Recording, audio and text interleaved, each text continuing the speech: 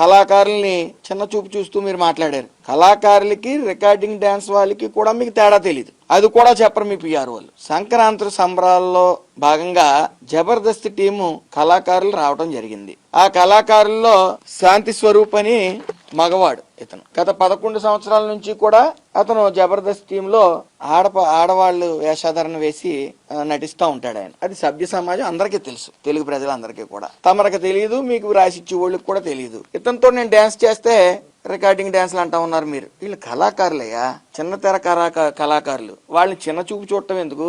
మీకు తెలియదు కదా.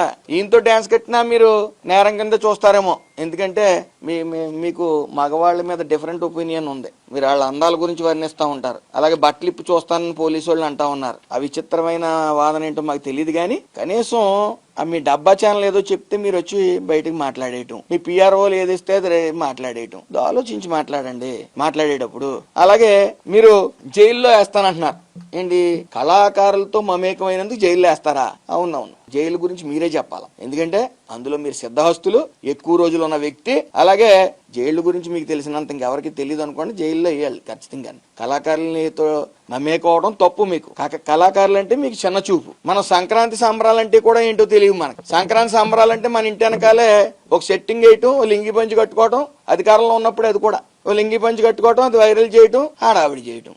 మళ్ళీ మీరు మాట్లాడుతూ ఉన్నారు ఆడు వీడు అంటే. బడుగు బలహీన వర్గాలకు చెందిన మంత్రులు గాని ఎమ్మెల్యేలు గాని అంటే మీకు అంత చిన్న చూపా? వాడు వీడు అంటారా? భయ మాకు నోళ్ళు లేవా? మాకు సంస్కారం నేర్పారు మా పెద్ద ఆయన, గౌరవం ఇచ్చి పుచ్చుకోండి అని చెప్పి. వాడు వీడని మీరంటే మేము అనలేమా? మీకు ఎవరండి ఇవన్నీ మీకు అన్ని చెప్తున్నారు పిఆర్ వాళ్ళు? మీరు అగ్రెసివ్ గా మాట్లాడితే మేము మాట్లాడలేమా? మీకు అవగాహన ఉండదు. ఎక్కడో కోటల్లో ఉంటారు, డార్క్ రూముల్లో పబ్జీ ఆడుకుంటా. సడన్ గా వస్తారు, ఆడేదో రాస్తాడు మీ పిఆర్ఓ, లేకపోతే మీకు సలహాలు సూచనలు ఇచ్చేవాళ్ళు, అవి మాట్లాడేస్తూ ఉంటారు. ఏదేమన్నప్పటికీ మీరు కొద్దిగా అవగాహన తీర్చుకుని పిఆర్ఓలు 2 3 పెట్టుకుని మాట్లాడవలసిందిగా నా కోరిక.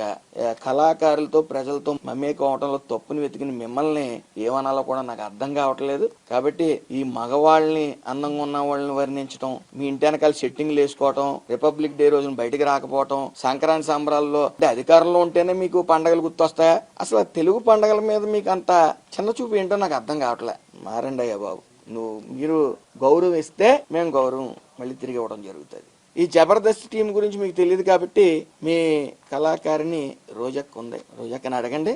శాంతి స్వరూప్ అని అతను మగవాడా ఆడవాడా ఆవిడ చెప్తుంది. ఎందుకంటే ఆవిడే జడ్జి కింద వ్యవహరించేది. అలాగే మీరు మీ రోజక్క గాని ఆ రకరకాల విన్యాసాలు రికార్డింగ్ డాన్స్ 5 ఏళ్ళు చేశారు కాబట్టి ఆ రికార్డింగ్ డాన్సులు చూసే జనాలు మీకు 11 సీట్లు ఇచ్చారు.